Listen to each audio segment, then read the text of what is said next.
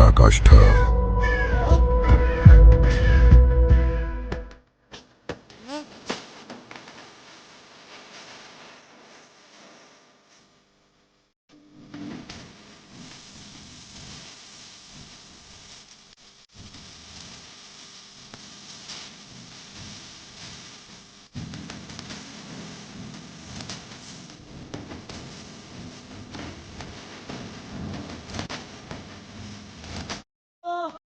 यकीन की इंतहा, जिसने अपने मुर्शिद के लिए अपनी आंख की रोशनी बुझा दी। एक सच्ची कहानी पर आधारित।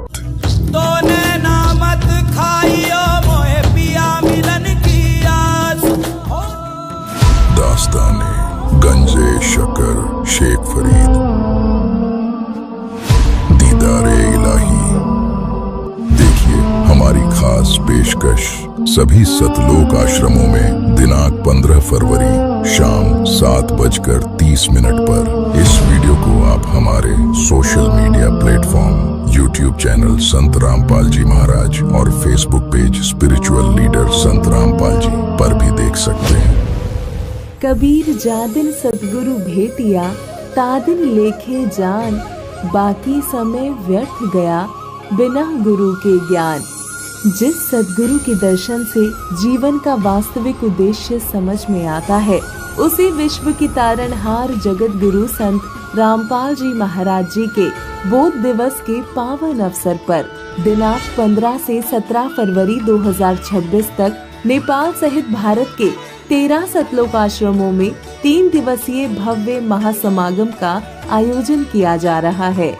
इस ऐतिहासिक अवसर पर होंगे अखंड पाठ, विशाल सत्संग समारोह, विशाल भंडारा, दहेज मुक्त विवाह, रक्तदान शिविर के साथ साथ निशुल्क नेत्र जांच शिविर एवं दंत चिकित्सा शिविर।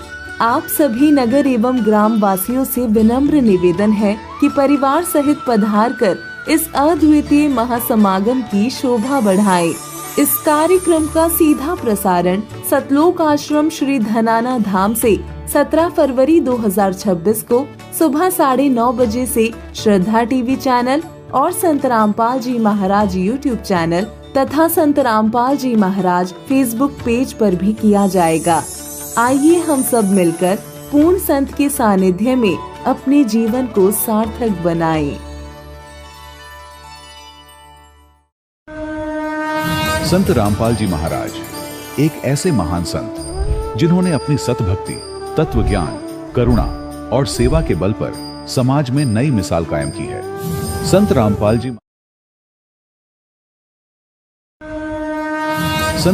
जी महाराज एक ऐसे महान संत जिन्होंने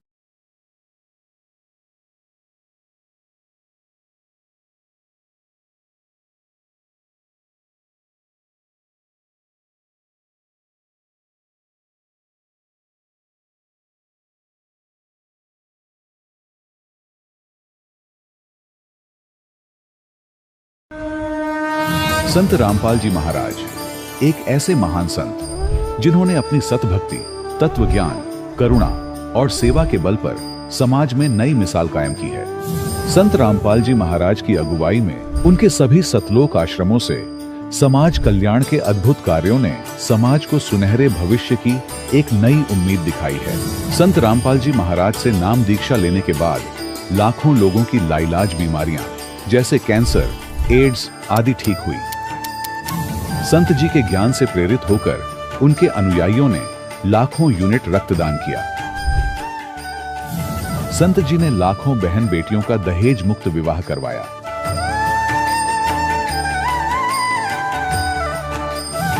संत जी ने लाखों लोगों का नशा छुड़वाया, करोड़ों उजड़े परिवार बसे। संत जी के आश्रमों में समागम के दौरान निःशुल्क नेत्र चिकित्सा, दंत चिकित्सा प्रदान की जाती है। संत रामपाल जी महाराज द्वारा समय समय पर पर्यावरण संरक्षण के उद्देश्य से बड़े स्तर पर वृक्षारोपण किया जाता है। संत जी ने जरूरतमंदों को तत्काल राहत पहुंचाने के लिए एम्बुलेंस सेवा शुरू की। संत जी अपने अनुयायियों को देहदान के लिए प्रेरित करते हैं, जिससे मानवता की सेवा और चिकित्सा क्षेत्र में सुधार हो सके। संत रामपाल जी महाराज के सभी आश्रमों में हर रोज निशुल्क भंडारा आयोजित किया जाता है, जहां हर वर्ग, हर जाति और हर धर्म के लोग एक साथ बैठकर भोजन करते हैं।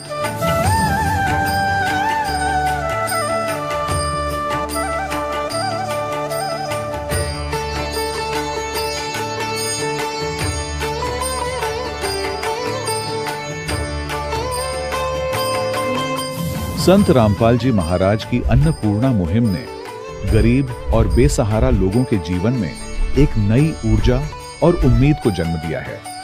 घर घर खाद्य सामग्री और जरूरी मदद पहुंचाकर संत रामपाल जी महाराज ने लोगों को दुख और मजबूरी से लड़ने की ताकत प्रदान की है।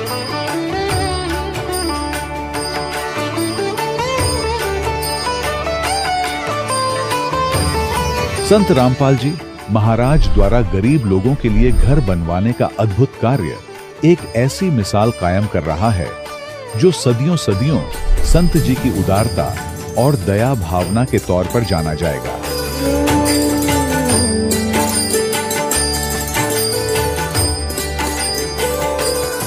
संत रामपाल जी महाराज ने हरियाणा सहित भारत के कई राज्यों में आई भीषण बाढ़ से अनेक गांवों और किसानों को बड़ी राहत दिलाई।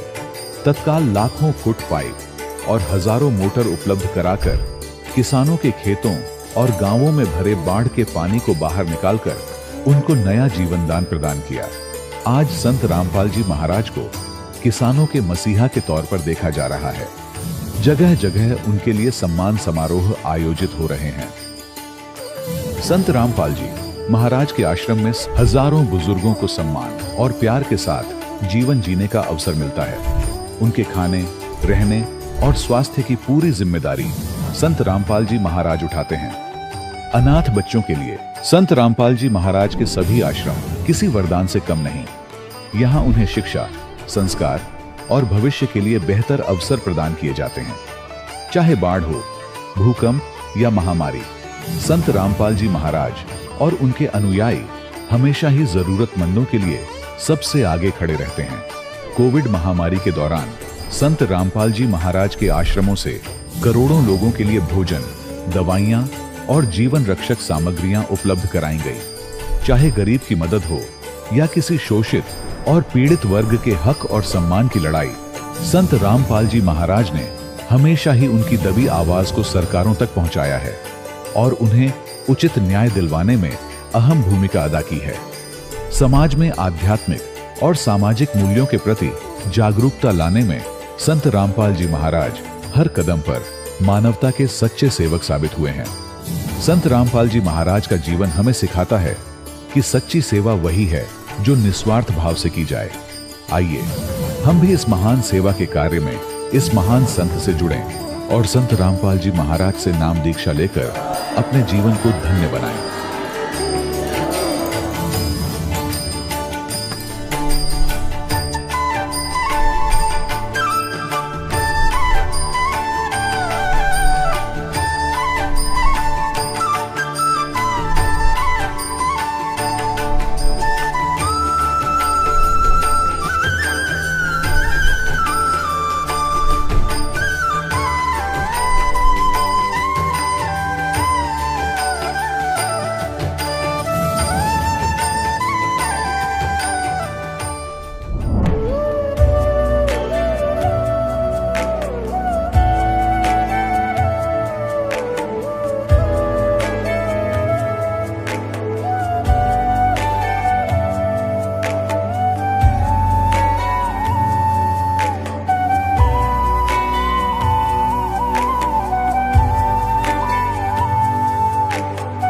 पूर्ण परमात्मा पाप कर्म दंड को भी काट सकता है। अभी तक जिस भी संत व महापुरुष से मिले उन्होंने यही बताया कि पाप कर्म फल भोगने से ही समाप्त होगा। वो प्रभु कौन है जो पाप कर्म को काट देता है, वो काल के बंधन से छुड़वा देता है। उसका क्या नाम है, पूजा की विधि क्या है? कृपया अवश्य सुनिए जगत गुरु तत्वदर्शी संत रामपाल जी महाराज के अमृत वचन। सत साहिब दर्शकों, इंसान अपने धर्म में प्रचलित हर तरह की साधना करता है, मंदिरों में जाता है, देवी देवताओं की पूजा करता है, व्रत उपवास करता है और अपना पूरा जीवन इन सभी प्रकार की साधनाओं में लगा देता है। लेकिन सोचिए, अगर इन सब के बावजूद भी उसे ऐसी बीमारी हो जाए जिसका इलाज किसी के पास न हो, तब उस इंसान का दिल बहुत टूट जाता है और वो अपने दुख में सच्चे परमात्मा को पुकारता है। दर्शकों, कुछ ऐसी ही कहानी है हिमाचल प्रदेश शिमला की रहने वाली खेमा शर्मा जी की। खेमा जी ने कई वर्षों तक देवी देवताओं की पूजा पाठ की, जोखिम उठाए, पर घर परिवार में न सुख आया और लंबे समय से न ही बीमारियों से राहत मिली। कोई डॉक्टर, कोई ओझा साधु, कोई भी उनकी परेशानियां दूर न कर सका। हर उपाय विफल हो गया, उम्मीदें टूट गईं। लेकिन दर्शकों, आज खेमा जी का कहना है कि जब से मुझे संत रामपाल जी महाराज द्वारा दी गई सनातनी भक्ति प्राप्त हुई, तब से मेरा पूरा जीवन ही बदल गया है। दर्शकों, आखिर क्यों आज लाखों की तादाद में लोग अपने धर्म में प्रचलित साधनाओं को छोड़कर संत रामपाल जी महाराज द्वारा दी गई भक्ति साधना को अपना रहे हैं? आखिर इसके पीछे की सच्चाई क्या है? आइए सुनते हैं खेमा शर्मा जी की कहानी इन्हीं की जुबानी। माता जी नमस्कार। नमस्कार जी। क्या नाम है जी आपका? मेरा नाम खेमा शर्मा है। कहाँ से आए हैं आप? मैं शिमला हिमाचल प्रदेश से आई हूँ। संत रामपाल जी महाराज से नाम दीक्षा आपने कब ली? मैंने संत रामपाल जी महाराज जी से दीक्षा 2014 में अक्टूबर माह में ली थी। संत रामपाल जी महाराज से नाम दीक्षा लेने से पहले आप क्या भक्ति करते थे? मैं संत रामपाल जी महाराज जी की दीक्षा लेने से पहले बहुत सारी भक्ति करती थी, जिसका मैं कुछ थोड़ा सा डिटेल से बताना चाहती हूँ। कि मैंने 2001 में मेरी पति की डेथ हो गई थी। उसके बाद मैंने जितने भी व्रत, जितनी भी पूजाएं माता की, ब्रह्मा विष्णु महेश, जितनी भी मतलब जो भी हमारे हिमाचल में बहुत ज़्यादा भक्ति चलती है देवताओं की, वो करती थी। और उसके बाद मैंने 4 धाम की यात्रा भी की, गुरु भी बनाए, जैसे स्वरूपानंद सरस्वती जी महाराज तक मैं गुरु बनाते पहुंच गई थी। और इसके बाद फिर मुझे कहा गया कि भाई आप 4 धाम की यात्रा करो। फिर मैंने 4 धाम की यात्रा की और उसके बाद फिर कहा कि अब आप ये भागवत कथा करो। तो भागवत कथा फिर दंडी स्वामी काशी से बुला के मैंने भागवत कथा भी की।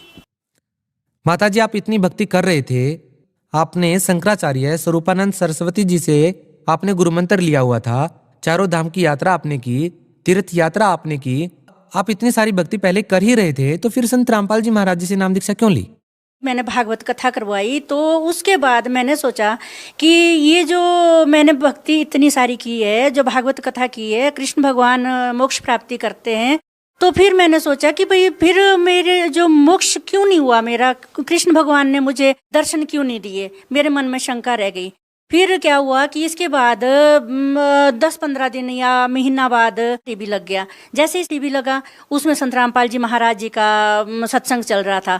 तो मैं गीता, ये वेद पुराण सारे पढ़ती थी पहले। तो उससे मुझे देर नहीं लगी समझने, जैसे उंगली पर ऐसे दिखा रहे थे पुराणों में, गुरुजी उंगली लगा के दिखा रहे थे। तो फिर मुझे देर नहीं लगी, मैंने रामपाल जी महाराज से दीक्षा ली। देखिए माता जी, जो भी संत रामपाल जी महाराज से जुड़ता है उसको कोई ना कोई लाभ जरूर होता है। और जो भी लोग संत रामपाल जी महाराज से जुड़ते हैं, उनका पहले का अनुभव ये रहा है कि वो किसी न किसी बीमारी से ग्रस्त या नशे से ग्रस्त होते थे। और बहुत से ऐसे लोग भी हमें मिले जिन्हें भूत प्रेत की बाधाएं थी, जिसके कारण वो खोजते खोजते संत रामपाल जी महाराज के पास आते हैं और उनसे नाम दीक्षा ले लेते हैं। आपको संत रामपाल जी महाराज जी की शरण में आने से पहले कोई समस्या थी? हाँ जी, समस्या तो बहुत सारी थी, पर मुझे ये पता नहीं था कि ये समस्या, यही चलता था कि भाई ये चली आई ये प्रथा, तो यही था। मुझे ये पता नहीं था कि भाई किसी संत से दीक्षा लेने के बाद ये सारी समस्या हल भी हो जाए। आपका मानना था कि कर्मफल तो भोगने ही पड़ते हैं। संत रामपाल जी महाराज जी की शरण में आने से पहले मैं यही सोचती थी कि कर्मों का फल काटने से ही मिलता है, और बाकी मुझे ये पता नहीं था कि किसी संत से दीक्षा लेने के बाद ऐसे पाप भी कट जाते हैं, ये कोई भी पता नहीं था मुझे। अच्छा, हम आपसे ये जानना चाहते हैं कि संत रामपाल जी महाराज से नाम दीक्षा लेने के बाद आपको क्या क्या लाभ मिले? संत रामपाल जी महाराज जी से दीक्षा लेने के बाद मुझे इतने लाभ हुए हैं कि पूछो ही ना, बहुत लंबी लिस्ट बन जाएगी, पर मैं थोड़े बताती हूँ। मेरे जिस खेत में कुछ भी नहीं होता था, उस खेत में मेरे कुछ साल के बाद ही ग्रीन हाउस लगा दिया, जो कि अब जैसे सर्दियों में 200 रुपये बंच भी 20 फूलों का जाता है, जिस खेत में कुछ भी नहीं, 20 किलो बीज के 10 किलो भी वापस नहीं आता था। दूसरे फिर मेरी शारीरिक कष्ट था, वो भी ठीक हो गया। क्या शारीरिक कष्ट था? शारीरिक कष्ट था ऐसे भाई, आधा जो इस साइड का मेरा शरीर है इसमें पूरे में दर्द रहती थी।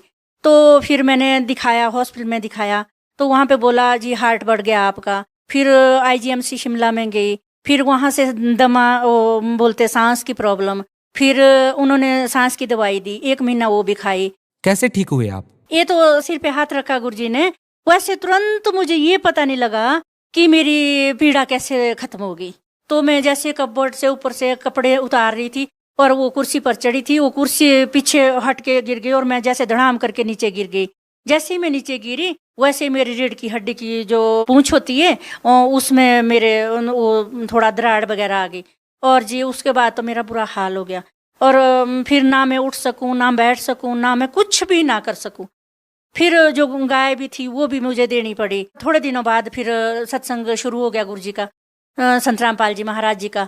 तो जब सत्संग शुरू हुआ, फिर जो पट्टी चलती है नीचे उसके ऊपर जो फ़ोन नंबर आते हैं उन पे मैंने वो फ़ोन किया। फिर वहाँ से बताया कि आपके शिमला में नामदान केंद्र खुल चुका है। शिमला में जो नामदान केंद्र है वहाँ पे गई, वहाँ पे नाम दीक्षा सतनाम जब से लिया मैंने, तो उसके बाद मेरा जो भी रीढ़ की हड्डी का दर्द था उसका ये पता नहीं चला कि मेरा किस टाइम वो गायब हो गया, कोई पता नहीं चला। इस तरह से मेरी दर्द ठीक हो गई। आप भगत समाज को क्या संदेश देना चाहेंगी? भगत समाज को मैं संदेश तो क्या दे सकती हूँ, पर विनती कर सकती हूँ, गुरु रामपाल जी महाराज जी की शरण में आना चाहे तो किताबें गुरुजी ने ऐसी ऐसी लिख रखी है कि उसका हिसाब ही कोई नहीं है। यहाँ तो क्या 21 ब्रह्मांड में तो क्या, परमात्मा ने तो उस सतलोक तक लिखा हुआ है जहाँ से हम आए हैं, गलती करके आए इस काल के साथ, वहाँ तक की इतनी वो लिखी हुई है। अगर उसको पढ़े और जी जो सत्संग आता है रामपाल जी महाराज जी का, तो उसको सुने तो सब कुछ पता लग जाएगा। भक्त समाज से विनती करती हूँ कि आप रामपाल जी महाराज जी की शरण में आओ और अपना कल्याण करो। जी धन्यवाद। सत साहिब। दर्शकों, अभी आपने सुने संत रामपाल जी महाराज से दीक्षा प्राप्त करके सुखी हुए भक्त के अनुभव। अब देखिए जगत गुरु तत्वदर्शी संत रामपाल जी महाराज के मंगल प्रवचन। पुत्र भाई कहो चाहे बाप कहो, उसने उस लड़के से पूछा, भाई जो बोल रहा था कि मैं तेरा भाई हूं और वैसे उसके शरीर से पुत्र था, उससे पूछा कि हमने जैसा किया वो तो हमारे सामने आ गया, हमारा तो सर्वनाश हो गया, अब कुल नाश हुआ, संतान आगे है नहीं। लेकिन एक बात बता, जो तेरी पत्नी है इसने क्या अपराध कर दिया? उसमें सती प्रथा थी और सती प्रथा के तहत उसमें क्या होता था, यदि किसी लड़की का पति मर जाता था उसको 7 चिता में जिंदा फूंका करते थे। तो उसने कहा कि इसका क्या दोष है जो तेरे साथ ही जिंदी जलेगी? तब उसने बताया कि वो डॉक्टर कहाँ है जिसने, वैद्य कहाँ जिसने मुझे विष दिया था? तो उसके पिता ने बताया कि वो तो उस समय तेरी मृत्यु के 4 वर्ष उपरांत मर गया था। तो उस लड़के ने बताया कि ये वही डॉक्टर है, वही वैद्य है जो आज यह मेरी पत्नी बन के आया है। अब इस नालायक को सजा मिलेगी, ये जिंदी फूकी जाएगी। तो पुण्यात्माओं, ये 100% सच समझ लेना, परमात्मा का विधान है, एक लेवा एक देवा दूतम, और कोई किसी का पिता नहीं पूतम। ये तो ऋण संबंध एक दूसरे का लेन देन उलझा हुआ है, अंत में सब 12 बाटा, कोई कहीं जाएगा कोई कहीं। तो कहने का भाव यह है कि चलो ये भी आपको ज्ञान हो गया कि भी पुत्र है पुत्री है, पिछले संस्कार तो हैं ही, कभी हमने इनका ले रखा, कभी न हमारा ले रखा, कोई देने आ रहा है कोई लेने आ रहा है। ये तो अब बात समझ में आ गई। अब हम परमात्मा का सहारा लेंगे। इस परमात्मा के पास एक ऐसी पावर है, ऐसी शक्ति है, वीटो पावर है, हमारे संस्कारों को अब खत्म कर देंगे। अपनी तरफ से लेन देन हमारा कति सीमित करके इसी जीवन में सबको सुलझा देंगे और पीछा छूट जाएगा। आज आपका परिवार भगवान की शरण में है, सारे सतलोक चले जाओगे, वहां जाने के बाद फिर ना इनकी मृत्यु ना आपकी, संस्कार सारे खत्म। जैसे गीता ज्ञानदाता 18वें अध्याय के 66वें श्लोक में कहता है कि सर्वधर्मान परित्यज्य एकम शरणम व्रज अहम तवा सर्व पापे भयमुक्षामि मा शुच। तो परमात्मा फिर हमारे जो पाप कर्मों का वो नाश कर देंगे जिससे हमारे संस्कार उलझ रहे थे। जब वो पाप पर नाश हो गए तो हमारे संस्कार खत्म। जब ही सतनाम हृदय धर्यो भयो पाप को नाश, जैसे चिंगारी अग्नि की बाई पड़े पुराने घासे। आपके असंख्य जन्मों के संस्कार परमात्मा कहते 1 सेकंड में फूंक दूंगा। जैसे हजारों टन घास पड़ा हो सूखा, उसमें एक माचिस की सीख लगा दे, वो सारा राख डलकर ढेर हो जाएगा और चलेगी तेज हवा, फूंक दिया जाए उड़ जाएगा। तो जो प्रसंग चल रहा है उस पे आना होगा। अब जैसे हम सामाजिक दृष्टिकोण से जो बहनें भाई जिनका संतान नहीं है वो अपनी जिंदा मौत समझते हैं, वो ये देख रहे होते हैं कि सामने वाला ये सोच रहा होगा कि सुबह सुबह कहाँ आ गया बे औलादा है और कहाँ दर्शन हो गए। ये इतना मनहूस मानते थे पहले जिसका संतान नहीं। और भगवान के इस ज्ञान से अब आपको पता चलेगा वो बुरे नहीं, उनका कोई संस्कार था ही नहीं, आपस में ऐसा कोई संस्कार फंसा नहीं था। वो तो कति फ्री है आज के दिन इस अध्यात्म मार्ग के आधार से, परमात्मा के ज्ञान के आधार से। और उनने मिल जा भक्ति, वो तो गए जहाज में बैठ के। और उसी के पैरेलल आप भी ये ना समझना, आप भी अपना परिवार आपका नाम ले, परिवार ना ले सके कोई दिक्कत नहीं। जिसने यू ज्ञान मिल गया उसका संस्कार कति साफ कर दिया परमात्मा। और कोशिश करो अपने संपर्क में आए, भाई है, बहन है, माता है, पिता है, पत्नी है, पति है, कोशिश करो इस मार्ग से जोड़ने की। वो भगवान के बच्चे हैं, भ्रमित हैं, अज्ञानता में कष्ट पा रहे हैं और पाते ही रहेंगे जब तक ये ज्ञान ग्रहण नहीं करेंगे। तो कोशिश वो भी करो और आप भी पार होगे, क्योंकि आपको भी रास्ता वही मिल गया। अगर उनको रास्ता नहीं मिलता और जिनके संतान नहीं है तो वो क्या तड़फ करते हैं। मनुष्य तो कुछ दिनों में संतोष कर लेता है, लेकिन बहन बेटी जिसके संतान नहीं है उसको संतोष नहीं होता, क्योंकि समाज नहीं होने देता। और वो इसी कसक में मर जाती है कि मेरा संतान नहीं हुई। वो किसी बच्चे को गोद लेते हैं, कुछ दिनों के बाद वो बच्चा ब्याह होता है, ब्याह होने के बाद पत्नी आती है तो उसमें मन मुटाव हुए बिना रहे को नहीं। ये तो अपने बच्चों और अपने पुत्र वधू हो उसके साथ भी हो जाता है घर में। तो फिर उसके मन में ये आता है, भगवान अगर मेरी संतान होती तो आज ये मेरे सामने ऐसे बोलता, ये मेरे सामने क्या ऐसे बोलती। बुद्धि भ्रष्ट कर रखी काल ना मारी। हर जिन के पुत्र वधू अपने ही है, उनसे देख ले वो कितने सोड़ा माथा बोले आज के। तो कहने का भाव ये है कि फिर वो बहन मरते समय भी इसी कसक में मर जाती है कि हे भगवान मेरा संतान ना हुई, हे परमात्मा मेरा संतान ना हुई।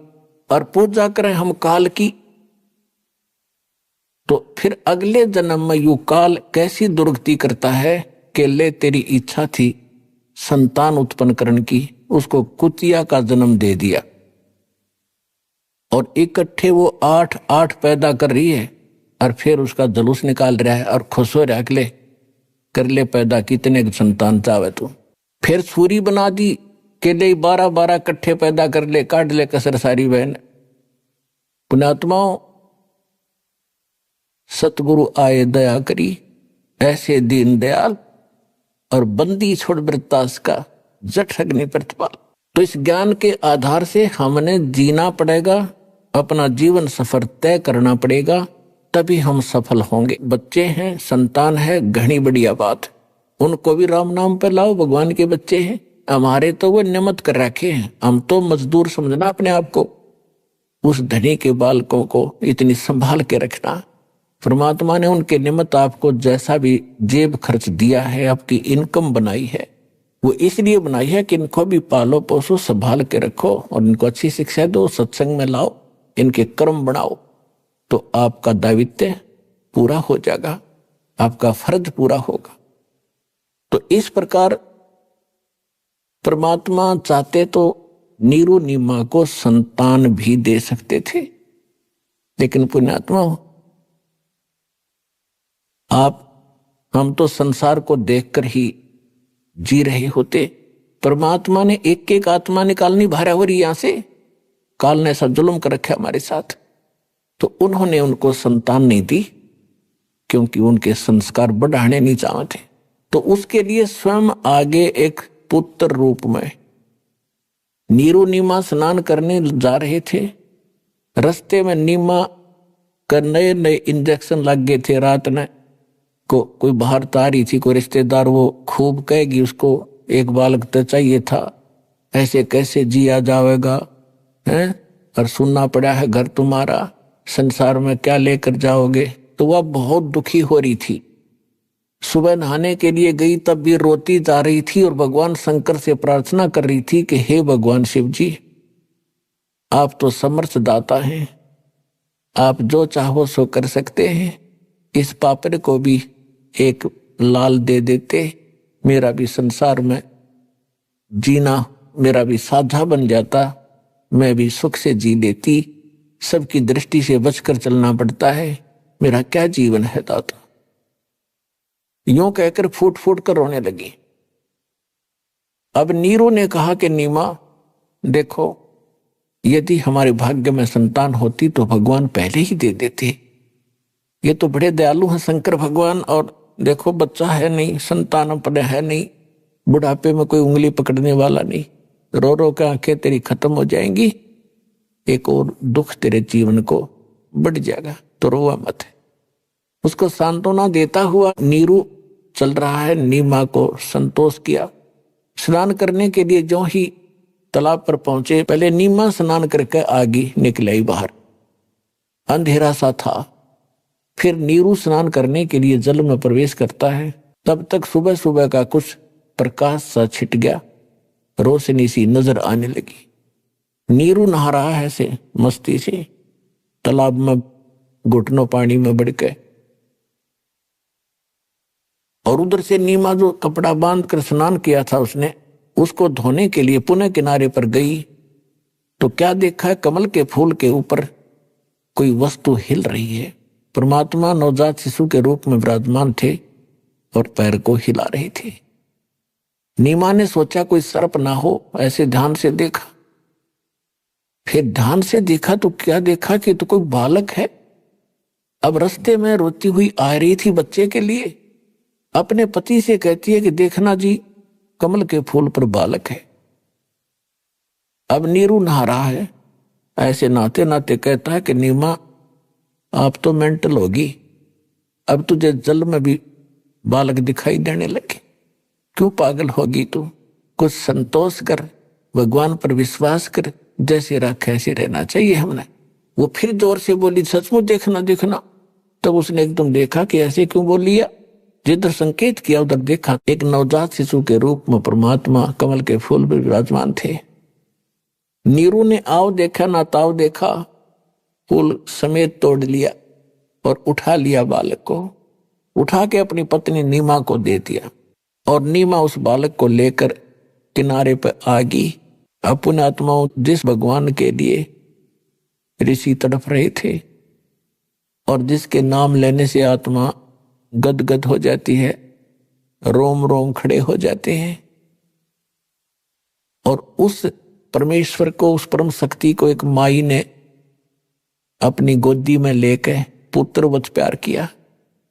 कभी उसका मुंह चूम्या, कभी माथे का लाया, और सौ शुक्र मनाया अपने शंकर भगवान का। अपने आत्माओं देखो, आज तक हमारे ऐसी बुद्धि रही कि कर्ता भगवान कोई रहा, हम क्रेडिट किसको देते रहे। जो भी हमारे घरों में कोई सुख होता था, हम जिस भी इष्ट की साधना करते थे, उसी के निमित्त उसको कर देते थे कि इस भगवान विष्णु जी ने हमारे ये सुख दिया।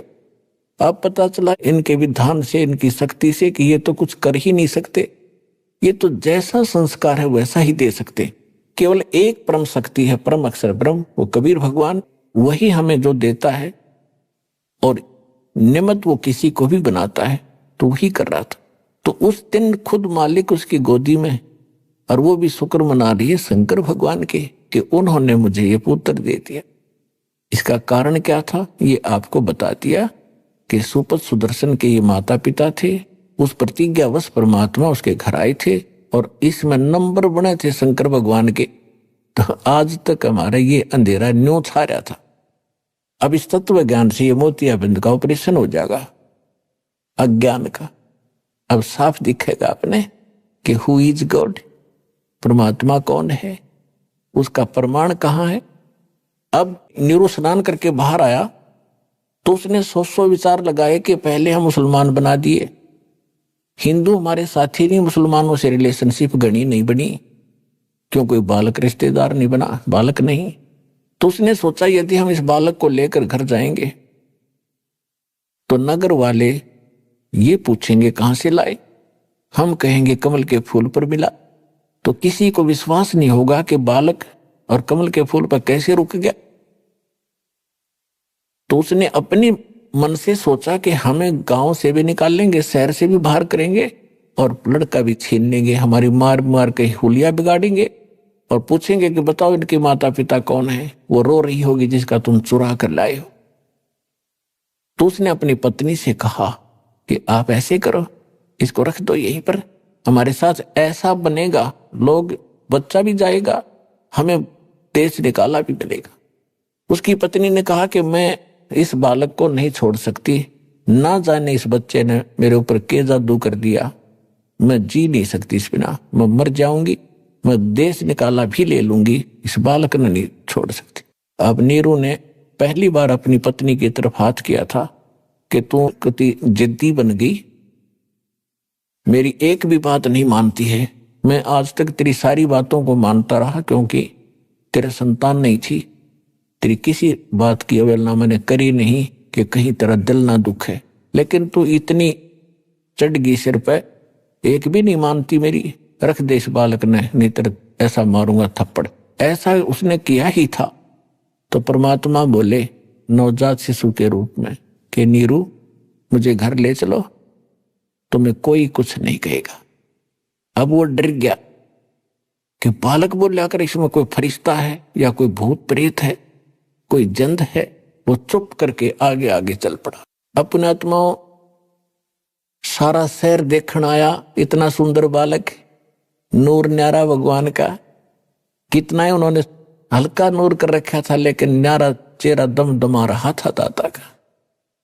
सारा गांव नगर झुंड के झुंड स्त्री पुरुष गीत गाते हुए आ रहे हैं और उस बालक को देखने के लिए आ रहे हैं।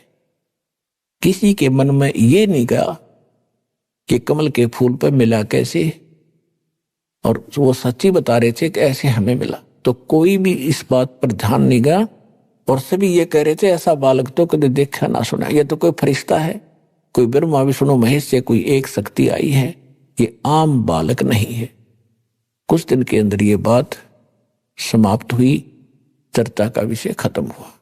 अब 25 दिन के हो गए, परमात्मा ना अन्न खावे ना दूध पीवे और स्वस्थ शरीर, स्वस्थ ऐसा जैसे बालक किलो दूध रोज पीता हो और ऐसे फल फूल रहे हैं। अब वो माई जो है देख देख कर चिंतित होती है, अपने पति से भी कहती है कि हे भगवान अब क्या बनेगा मेरे साथ, बालक दिया भगवान, हे शंकर भगवान बच्चा भी दिया, अब वापस लोगे इसको, कुछ खा नहीं रहा, ये कभी भी मर सकता है। 25वां दिन आ गया, उस दिन तो उसने रुदन मचा दिया उस माई ने। नीमा बैठी बैठी रोए रोए सुबह की और शंकर भगवान को याद करे, हे भगवान अब ये बालक मरेगा, आपकी बेटी भी साथ मरेगी, इसके बिना मैं जी नहीं सकती। तो ऐसी कसक बनी।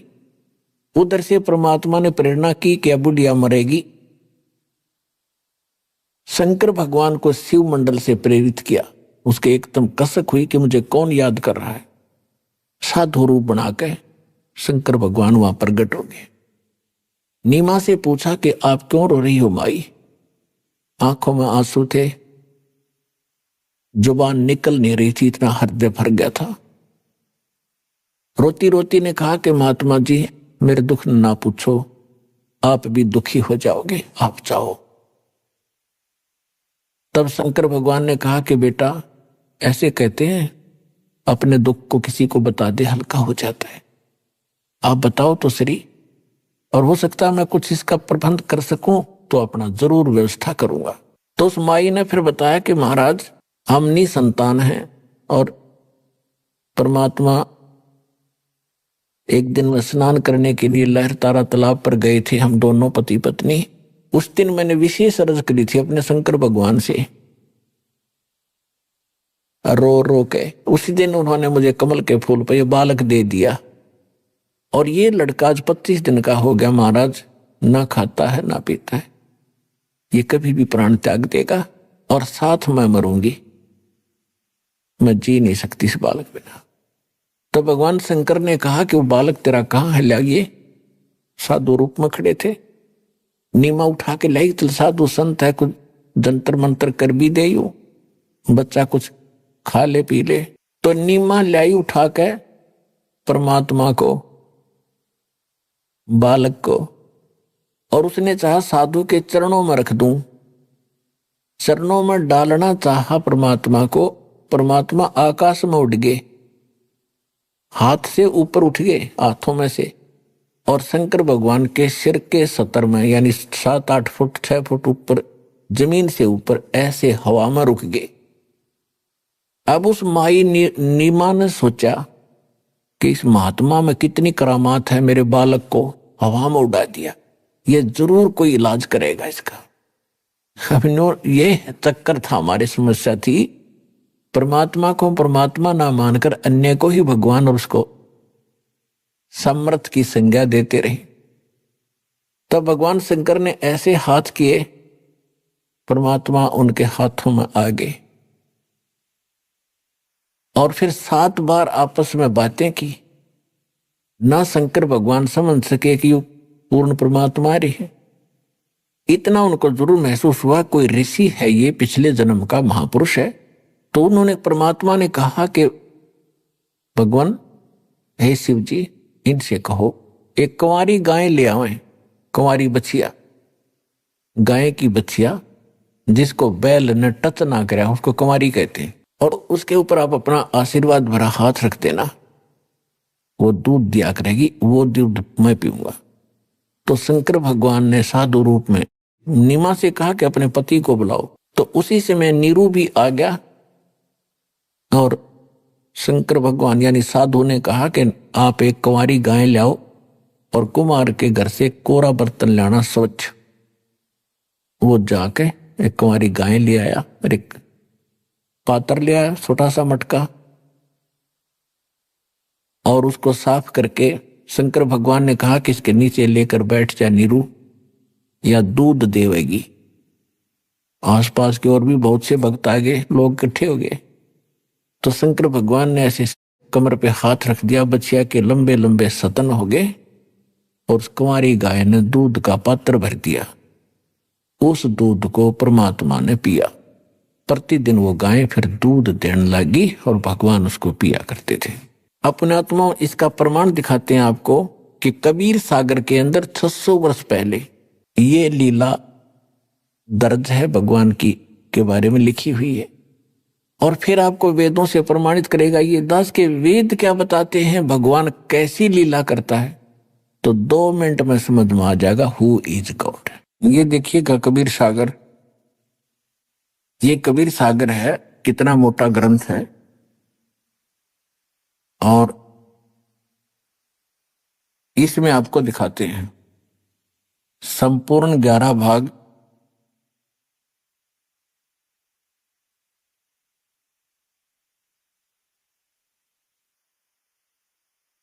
कबीर सागर प्रथम खंड, कबीर पंथी भारत पथिक, स्वामी युगलानंद बिहारी द्वारा प्रस्कृत, मुद्रक के प्रकाशक हैं खेमराज श्री कृष्ण दास, अध्यक्ष वेंकटेश्वर परेश, खेमराज श्री कृष्ण दास मार्ग, मुंबई से। और यहां इनका ये दूसरा एड्रेस है। यहाँ पर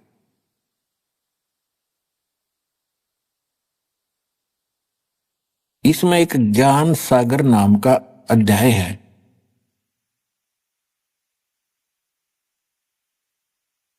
इसके 74 पृष्ठ पे, 74 पृष्ठ पे ज्ञान सागर, इसमें लिखा है कि सुन जुल्हा मन भया आनंदा, जिमी चकोर पायो निसी चंदा।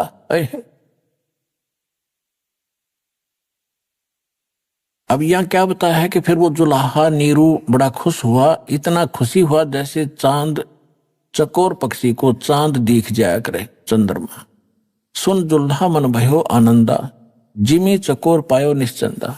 ले सुत, सुत माने पुत्र को, ले सुत चले हर्ष मन कीन्या, अर्ता सो पुन अस बोल ही दीन्या। सुत काशी को ले चले, लोग देखण ते आव, अन्न पानी भक्षे नहीं, भखे नहीं, खावे नहीं, जुल्हा शोक जनावे। तब जुल्हा मन कीन तिवाना, विचार किया, रामानंद सो कहा उत्पाना। मैं सुत पायो बढ़ा गुणवंता, कारण कौन बखे नहीं संता।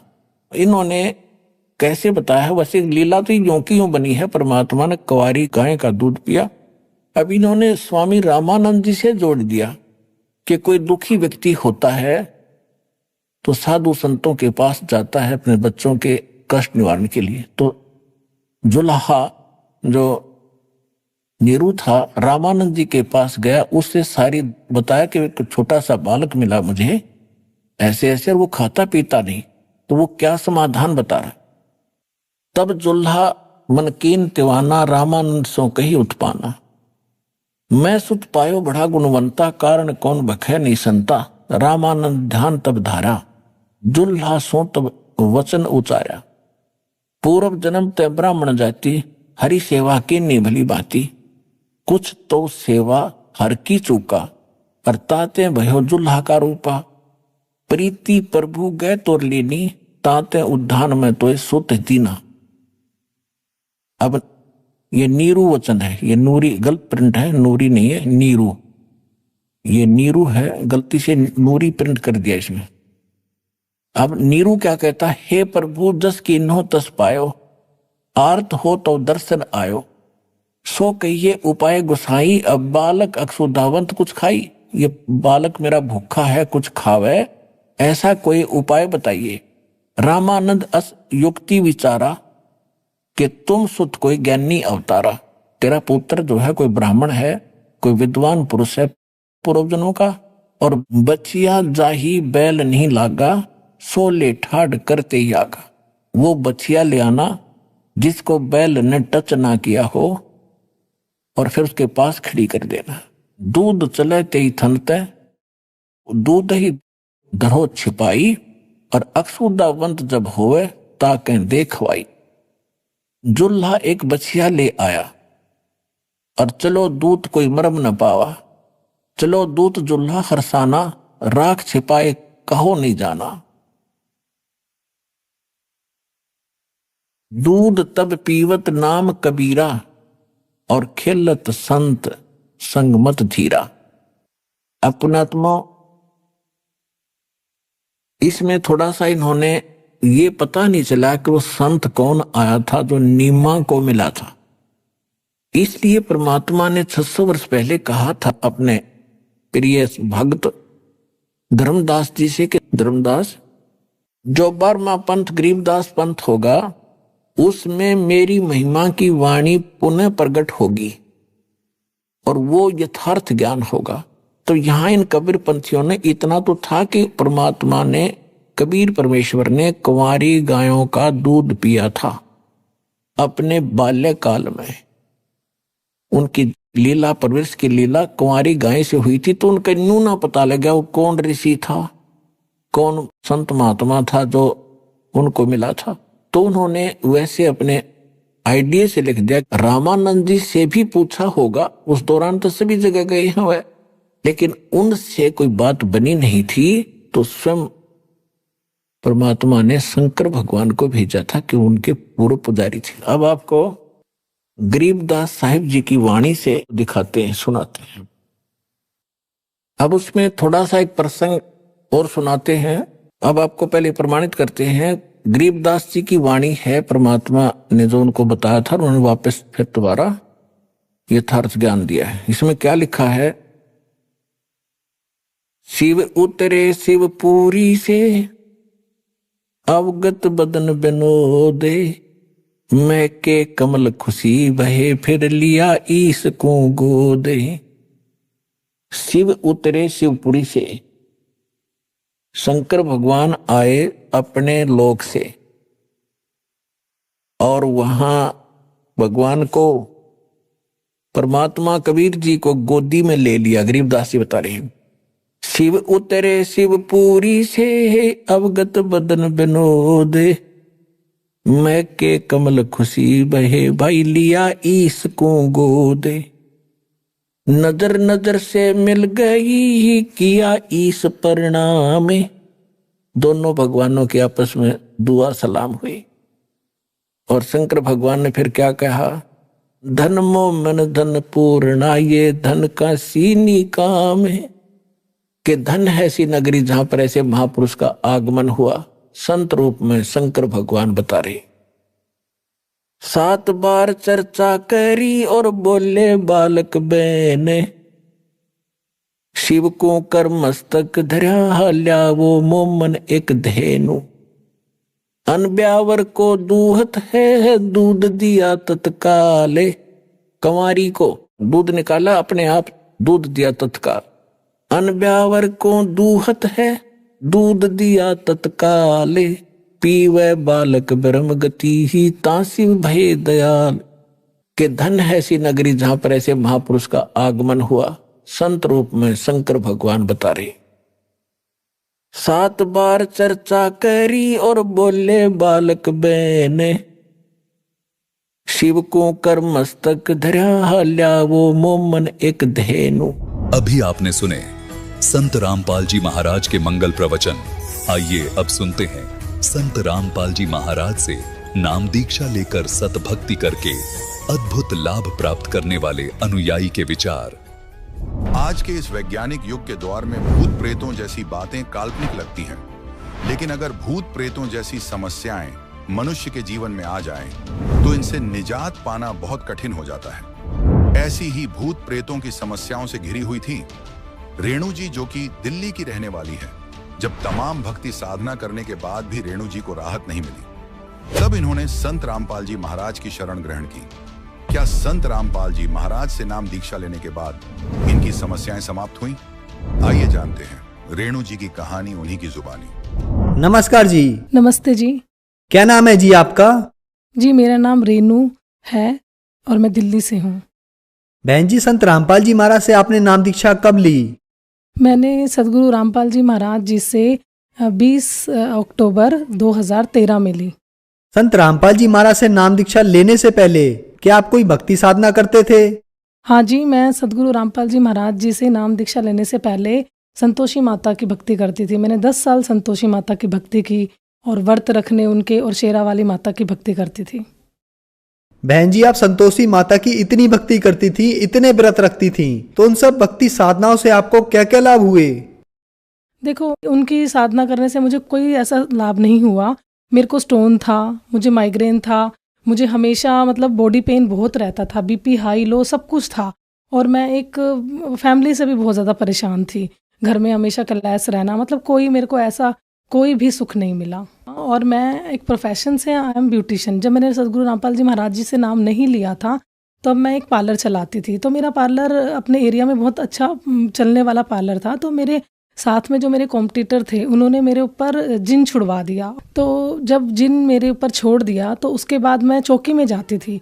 तो मैं जहाँ चौकी में जाती थी वहाँ मैंने संतोषी माता से कहा कि मेरी तबीयत ऐसे से ख़राब है और मेरे ऊपर जिन मुझे कह रहा है कि वो मुझे मार के ही छोड़ेगा। तो संतोषी माता ने मुझे कह दिया कि यहाँ तुम्हारा कोई इलाज नहीं है, तुम बालाजी जाओ। तो मैंने संतोषी माता से कहा कि जब मैं 10 साल मैंने आपकी भक्ति की और आज जब मुझे फल मिलना चाहिए और मेरी मृत्यु होने वाली है तो आप मुझे बालाजी भेज रहे हो। तो मतलब मैं एकदम हैरान रह गई और मैं अपने घर आ गई रोते हुए। तो बहन जी, आपने बताया कि जो भक्ति साधना आप संतोषी माता की करती थी उससे आपको कोई लाभ नहीं हुआ, बल्कि आपको बहुत सी हेल्थ इश्यूज, हेल्थ प्रॉब्लम हो गई। उसके अलावा आपके प्रोफेशनली कॉम्पिटिटर जो थे उन्होंने आप पर जिन छोड़ दिया और उस जिन ने भी ऐसा ठान लिया था कि वो आपको मार के ही छोड़ेगा और आपने खुद के हाथों से ही अपना ब्यूटी पार्लर भी तोड़ दिया। तो इन सब परेशानियों के बीच आपको संत रामपाल जी महाराज के बारे में जानकारी कैसे मिली? जी, मैंने जब नाम नहीं ले रखा था तो उससे पहले मेरे पति 2012 में सदगुरु रामपाल जी महाराज जी से नाम दीक्षा ले चुके थे। तो जब मैं परेशान हुई, माता ने मुझे मना कर दिया, मैं घर आई तो वो जिन मेरे साथ घर आ गया। तो घर आ गया तो वो मेरे को लिटरली ये कहने लग गया था, मुझे सामने नज़र आता था और वो मुझे ये कहने लग गया था कि मैं तो तुमको लेके ही जाऊंगा क्योंकि मैं तुम्हें मारूंगा। तो मैं को कुछ समझ नहीं आया। 10 दिन हो गए, 1 हफ्ता हो गया, मेरा खाना पीना सब कुछ बंद हो गया और मैं लोगों से इतना डरने लग गई थी। मैं लोगों को देखती थी तो वो मुझे अजीब अजीब हरकतें करते हुए दिखते थे, लेकिन जैसे ही मेरे पति घर में आते थे तो वो जिन मेरे पास नहीं आ पाता था। पति जैसे ही आते थे तो मुझे लगता था कि क्या हो गया, जिन कहाँ चला गया। तो मैंने इनको भी बोला, इनको मैंने कहा कि मैं माता की चौकी में गई, माता ने मेरे को कह दिया कि बालाजी जाओ, यहाँ कोई वो नहीं है। तो इन्होंने मेरे को समझाया कि सदगुरु रामपाल जी महाराज जी ही हैं और वही तुम्हें बचा सकते हैं। तो मेरे को तब भी समझ में नहीं आया कि तबीयत स्थिति बहुत ज़्यादा ख़राब थी। तो उसी रात क्या हुआ कि मेरे को उस जिन ने, मतलब मैं 4th फ्लोर पे रहती हूँ, तो उस जिन ने मुझे ऐसा प्रेरणा की कि मैं उस 4th फ्लोर से कूद जाऊं। तो मैं कूदने के लिए जैसे जा रही थी तो मेरे पति ने मेरा हाथ पकड़ा और उस हाथ से मैं धक्के से ना, मैं जहाँ सदगुरु रामपाल जी महाराज जी का दंडवत प्रणाम स्थल था, जहाँ उनकी जोत जलती थी, वहाँ जाके गिर गई। तो जब मैं वहाँ जाके गिरी तो सदगुरु रामपाल जी महाराज जी एकदम से वहाँ प्रकट हो गए और सदगुरु रामपाल जी महाराज जी ने मेरे को सर पे हाथ रखा। सदगुरु रामपाल जी महाराज जी बोले, बेटा कुछ नहीं है यहाँ पर, आप मेरी शरण में आ जाओ। तो मुझे समझ नहीं आया, लेकिन मैं एकदम से कांप गई। मैंने कहा ठीक है सर, अगर आप भगवान हो, अगर आप पूर्ण परमात्मा हो तो आप ही मेरी रक्षा करोगे। ये इन्होंने आशीर्वाद दिया और सदगुरु रामपाल जी महाराज जी अंतर्ध्यान हो गए। उसके बाद उस रात मैंने 15 दिन बाद मैं सोई हूँ। तो जब मैं नींद में सो गई तो मेरी आत्मा को इस तरफ मेरे तरफ 2 यम के दूत और इधर मेरे साथ कबीर साहेब, और मेरी आत्मा मेरे शरीर से निकल के जाने लगी। तो मैं देखने लगी कि ये क्या हो गया, ये क्या है, मेरे को तो कुछ समझ में नहीं आया और मैं ऊपर ऊपर ऊपर ऊपर चलती चली गई। जब मैं ऊपर गई तो मैंने देखा कि एक लाइन लगी हुई है और उस लाइन में मतलब एक बहुत बड़ा कोई काला से रूप में ना कोई बैठा हुआ है। तो मैंने इधर देखा उधर देखा। जब मैं उनके पास गई तो उन्होंने मुझे बोला कि मैं धर्मराय हूँ और अब आज तुम यहाँ आ गए हो और तुम्हारी मृत्यु थी और तुमको कौन लेके आया। उन्होंने मतलब किसी से सवाल किया धर्मराय ने। तो जो यम के दूत थे वो चुप खड़े रह गए और मैंने एकदम से कबीर साहब की तरफ देखा और मैंने कहा नहीं मैं इनके साथ नहीं आई, मेरे को तो कबीर साहब लाए हैं। तो जैसे ही मैंने ये बोला, मैं उस धर्मराय का जो दरबार था वहाँ से मैं एकदम से कहीं ऊपर चली गई।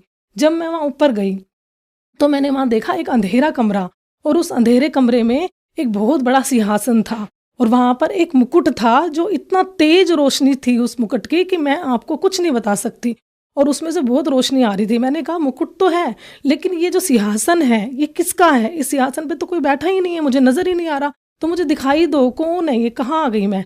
तो इतनी देर में ही मुझे कबीर साहब जी दिखाई दिए और उन्होंने मुझे कहा कि बेटा देख मैं हूँ, तूने मेरे को पूछा था ना कि मैं अगर भगवान हूँ परम परमात्मा हूँ तो मेरी रक्षा करो, तो मैंने आपको बचाया है और ये है ये जो तुम्हें लेके आया है। परमात्मा के हाथ में एक बहुत बड़ी मोटी सी डंडी थी, परमात्मा ने उसको बहुत मारा उस जिन को, मैं आपको बता नहीं सकती कि मतलब मैं कांप गई थी। तो परमात्मा ने मुझे बोला बेटा देख, कोई तो रोड एक्सीडेंट में मरता है, कोई किसी बीमारियों से मरता है, लेकिन सदगुरु रामपाल जी महाराज जी ने मुझे ये बताया कि बेटा तुम्हारी उम्र बस इतनी ही थी, तुमको मैंने आज बेटा जीवन दान दे दिया है और अब अपनी भक्ति करो और इस संसार में कुछ नहीं रखा।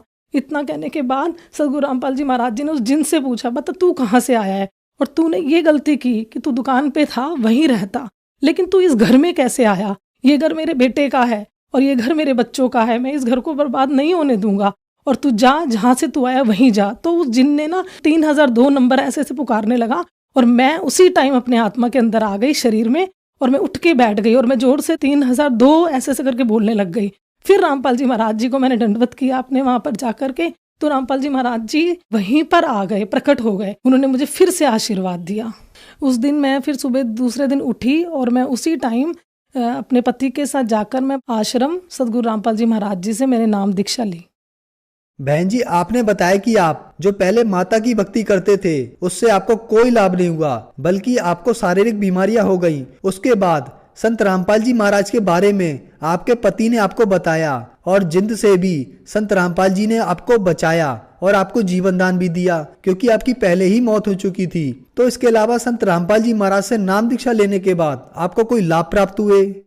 हाँ जी, लाभ की तो ऐसे कहेंगे तो हम गिना नहीं सकते, रोज एक चमत्कार हमारे घर में हो रहे हैं। बाकी मेरा बेटा है, वो छोटा है, तो एक्चुअली मेरा पार्लर था, तो मैंने उसकी केयर नहीं की, हमेशा मेड ने ही उसको संभाला, तो मेड ने उसकी केयर नहीं की, तो इसलिए उसके टॉयलेट में ना कुछ प्रॉब्लम हो गई थी। तो जब वो छोटा था तो मैं उसको डॉक्टर के पास ले गई थी, जब हम दोनों पति और पत्नी सदगुरु रामपाल जी महाराज जी से नहीं जुड़े थे। तो जब मैं लेके गई तो डॉक्टर ने मुझे उसका कम से कम 60-70 हज़ार रुपये इलाज बता दिया और 1 हफ्ते हॉस्पिटल में रहेगा और ऑपरेशन बता दिया था। मैंने कहा नहीं, मैं अपने बेटे का ऑपरेशन नहीं कराऊंगी, मैं आश्रम जाऊंगी, सदगुरु रामपाल जी महाराज जी से प्रार्थना करूंगी। तो सदगुरु रामपाल जी महाराज जी के पास जब मैं बेटे को ले गई तो सदगुरु रामपाल जी महाराज जी आए और बेटे के ऊपर उन्हें आशीर्वाद दिया। और सदगुरु रामपाल जी महाराज जी ने कहा कि बेटा, अपने आप ही सदगुरु रामपाल जी महाराज जी ने कह दिया कि बेटा बेटे का ऑपरेशन करा ले। तो मैंने सदगुरु रामपाल जी महाराज जी की तरफ देखा और मैंने सदगुरु रामपाल जी महाराज जी से कहा, प्रार्थना की कि परमात्मा, हमारे तो डॉक्टर भी आप ही हो और हमारे तो परमात्मा भी और पिता भी आप ही हो, तो हम डॉक्टर का मैं ऑपरेशन नहीं कराऊंगी, आप ही इसका इलाज करोगे और आप ही इसका ऑपरेशन करोगे। तो सदगुरु रामपाल जी महाराज जी ने कह दिया कि ठीक है बेटा, कबीर साहब दया करेंगे।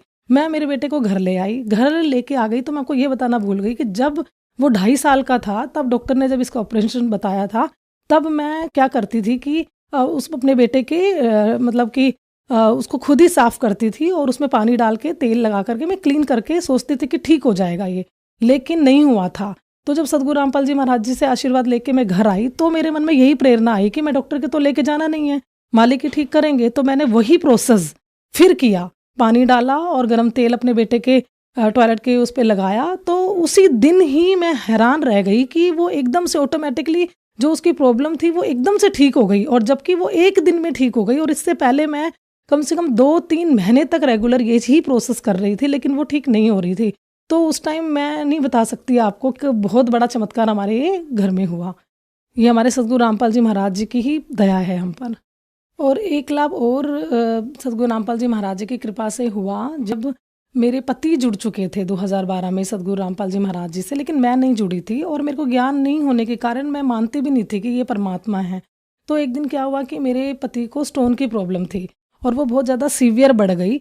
उन्होंने नाम ले रखा था उस टाइम, तो वो डॉक्टर के चले गए मुझे बिना बताए सुबह सुबह ही। मैंने जब उठी तो देखा वो घर में नहीं थे, तो मैंने उनको फ़ोन किया कि आप कहाँ हो, कहाँ चले गए। तो उन्होंने मुझे बोला कि मेरे तो पेट में बहुत दर्द है, वो बहुत रो रहे थे। तो मैंने कहा कि डॉक्टर हैं, आने वाले हैं, ठीक है आप दिखाओ, अल्ट्रासाउंड कराओ। बहुत ज़्यादा भीड़ थी तो उनका नंबर नहीं आ रहा था, जब भी मैं फ़ोन कर रही थी तो वो रोते ही नज़र आ रहे थे। तो मेरे से देखा नहीं गया, मैं नहीं सहन कर पाई। तो मैं एकदम से मैं देखती थी कि मेरे पति ना रोज़ 7 बजे के करीब, 6:30 बजे के करीब सदगुरु रामपाल जी महाराज जी की जोत घर में जल जाती थी। तो उस दिन नहीं जली तो मैं चली गई। मेरा मन किया कि मैं वहाँ जाके बैठूँ जोत स्थान पर, सदगुरु रामपाल जी महाराज जी के सामने मैं जाकर बैठी। तो मैंने सदगुरु रामपाल जी महाराज जी से कहा कि मुझे नहीं पता आप कौन हो, आप देखो, लेकिन रोज़ मेरे घर में आपकी जोत जलती थी। मतलब एक तरफ तो संतोषी माता का मंदिर है मेरा, मैं वहाँ नहीं गई, लेकिन मैं सदगुरु रामपाल जी महाराज जी के सामने आके बैठ गई और मैंने बोला कि रोज़ जोत जलती थी, आज मेरे घर में जोत नहीं जल रही।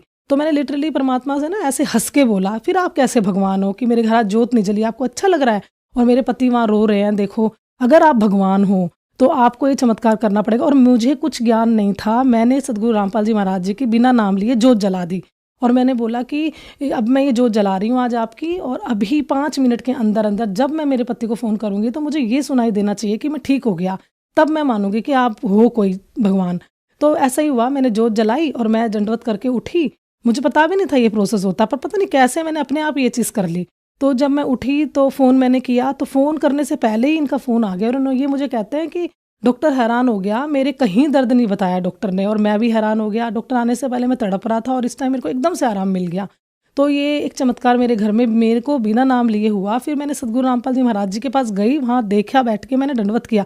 तो सदगुरु रामपाल जी महाराज जी की जो फ़ोटो थी उसमें से सदगुरु रामपाल जी महाराज जी के हाथों में से इतनी ज़्यादा रोशनी आ रही थी कि मैं आपको बता नहीं सकती। और सदगुरु रामपाल जी महाराज जी एकदम से हंसे उस फोटो में से। तो उस टाइम में मुझे यकीन हो गया था कि हाँ, ये परमात्मा है सदगुरु रामपाल जी महाराज जी। और मैं बहुत बीमार रहती थी जैसे कि, तो मेरी नाम लेने के बाद एक बार, पहले भी बहुत बीमार रहती थी, बीपी वगैरह रहती थी। तो एक दिन मैं घर में ही फिसल गई। तो देखो आप देख सकते हो, ये मेरी उंगली है, ये मेरी उंगली मेरे घर में ही काम करते करते मैं किचन में ही फिसली थी और ये टूट गई तो इसमें फ्रैक्चर आ गया। लेकिन डॉक्टर्स के पास गई तो उन्होंने अच्छे से ट्रीटमेंट नहीं किया, इसको फ्रैक्चर की वजह उन्होंने जस्ट पट्टी करते रहे, ये ठीक नहीं हुई। 1 महीना हो गया, मैं डॉक्टर के पास फिर गई तो डॉक्टर्स ने मेरे को बोला आपने उस टाइम ढंग से ट्रीटमेंट नहीं लिया, तो अब आपके ये जो उंगली है इसका ऑपरेशन होगा, आपका इसमें एक रोड डलेगी। मैं डर गई, मैंने कहा पता नहीं ये क्या कह रहे हैं। मैंने सदगुरु रामपाल जी महाराज जी आश्रम में थे तो मैं गई, मैंने प्रार्थना की, गुरुजी ऐसे ऐसे डॉक्टर कह रहे हैं। तो गुरुजी ने कहा बेटा कबीर साहब दया करेंगे।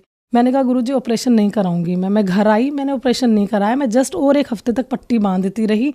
और आज देखो ये उंगली आपके सामने है, हल्की सी टेढ़ी जरूर है लेकिन इसमें कोई पेन नहीं है, कुछ नहीं है। जबकि लोग देखते हैं तो हैरान हो जाते हैं कि मतलब ये उंगली आपकी कैसे वर्क कर रही है।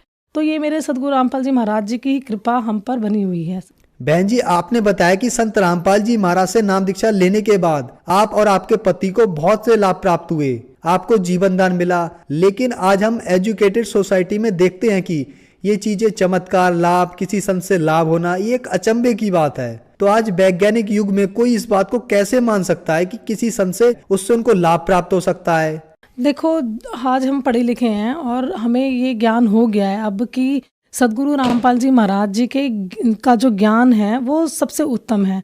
और जहाँ पर ये साइंस खत्म होती है वहाँ से सदगुरु रामपाल जी महाराज जी का ये शुरू होता है। अब साइंस है वो क्या कर सकती है, जब तक अगर परमात्मा की रजा नहीं होगी। तो आज परमात्मा की भक्ति से ही लोगों के कैंसर, घर में लोगों के बड़े बड़े बीमारियां वो सारी दूर हो रही हैं। तो इससे हमें ये चीज़ देखनी चाहिए कि जहाँ पर साइंस खत्म है वहाँ सदगुरु रामपाल जी महाराज के ज्ञान से, भक्ति से सब कुछ ठीक हो रहा है। तो हमें वही चीज़ फॉलो करनी चाहिए। बहन जी, आपने बताया कि संत रामपाल जी महाराज से अगर नाम दीक्षा लें तो कैंसर जैसी भयानक बीमारियां ठीक हो जाती हैं। तो जो श्रद्धालु आज आपको देख रहे हैं, आप उन्हें क्या संदेश देना चाहोगे? हाँ जी बिल्कुल, अगर हम अच्छे से सदगुरु रामपाल जी महाराज जी के बताए हुए मार्ग में भक्ति कर रहे हैं तो कैंसर और बड़ी बड़ी बीमारियां लोगों के सब दूर हो रही हैं, मात्र भक्ति से ही दूर हो रही हैं और भक्ति से ही दूर होगी। तो मैं अपने समाज के सारे भाई बहनों को एक मैं संदेश तो नहीं दे सकती, लेकिन मैं प्रार्थना जरूर कर सकती हूँ कि मनुष्य जन्म दुर्लभ है, मिले न बारंबार, तरवर से पत्ता गिर गया बहुर न लगता डार। ये जो मनुष्य जन्म है ना, हम इसको मजाक समझ रहे हैं, ये हमें परमात्मा ने एक लास्ट जन्म दिया है 84 लाख योनियों से बचने के लिए। तो हमें इसका सदुपयोग करना चाहिए और सदगुरु रामपाल जी महाराज जी की बताई हुई भक्ति को फॉलो करो और उसकी भक्ति में लग जाओ। इस मनुष्य जन्म को अपने को बर्बाद मत करो, ये बार बार नहीं मिलने वाला। संत रामपाल जी महाराज से नाम दीक्षा कैसे ले सकते हैं? सदगुरु रामपाल जी महाराज के जो सत्संग है वो विभिन्न चैनलों पे आ रहे हैं, आप उनको देखो, सत्संग आते हैं तो उसके नीचे कुछ नंबर आ रहे हैं, उन नंबरों पे आप फ़ोन करो और उन नंबरों पे फ़ोन करने के बाद जो नज़दीकी नामदान केंद्र होता है उस पे जाकर आप सदगुरु रामपाल जी महाराज जी नामदान ले सकते हैं। धन्यवाद जी। सत साई।